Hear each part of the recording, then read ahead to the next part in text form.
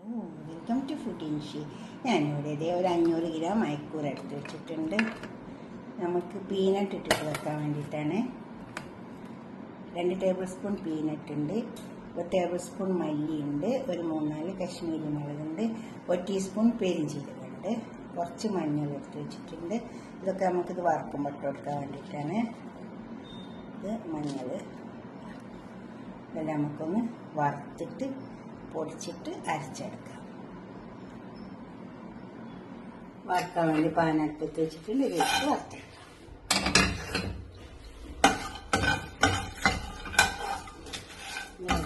ഒന്ന് പൊടിച്ചിട്ട് അരക്കാം.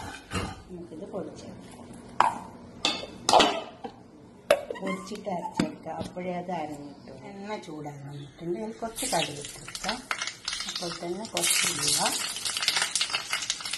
കടുക് പൊട്ടി വെക്കാം. വന്നിട്ടുണ്ട്. ഇഞ്ചി വെട്ടിയിട്ടേക്കാം.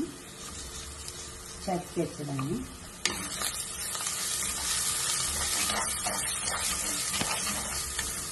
ചട്ടി നല്ല ചൂടുകളുണ്ട്. പറ്റിച്ച വെള്ളമുണ്ട്.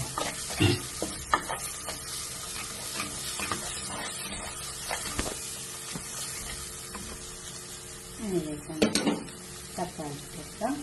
കുറച്ച് കറിവേപ്പില ഇട്ടേക്കാം.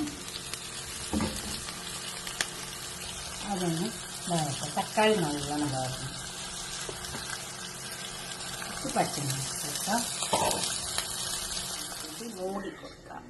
എന്നിട്ടൊന്ന് തിളച്ചതിന് ശേഷം ആ മല്ലിച്ചവൊക്കെ മാറിയതിന് ശേഷം നമുക്ക് മെഴുകുള്ളി വന്നിട്ടുണ്ട്. ഇതുപോലെ ഒന്ന് ഉണ്ടാക്കി വെക്കാത്ത മീൻകറി നല്ല ടേസ്റ്റ് ഉണ്ടാവും കേട്ടോ. അത് നമ്മൾ തേങ്ങ ഒന്നും അരക്കുന്നില്ലല്ലോ. പിന്നെ നിലക്കടലെല്ലാം അരച്ച് പീനട്ട് കുറച്ച് കറിവേപ്പില കൂടി ഇട്ട് കൊടുക്കാം. നല്ല ടേസ്റ്റ് ഉണ്ടാവും. ഇതുപോലെ ഉണ്ടാക്കിയിട്ട് നിങ്ങളുടെ അഭിപ്രായം നിർദ്ദേശമൊക്കെ കമൻറ്റ് ബോക്സിൽ അറിയിക്കുക. ലൈക്ക് ചെയ്യണം, ഷെയർ ചെയ്യണം, സബ്സ്ക്രൈബ് ചെയ്യാത്തവരൊക്കെ ചെയ്യണം. അടുത്തൊരു വീഡിയോ ആയിട്ട് നമുക്ക് പിന്നെ കാണാം. ബൈ.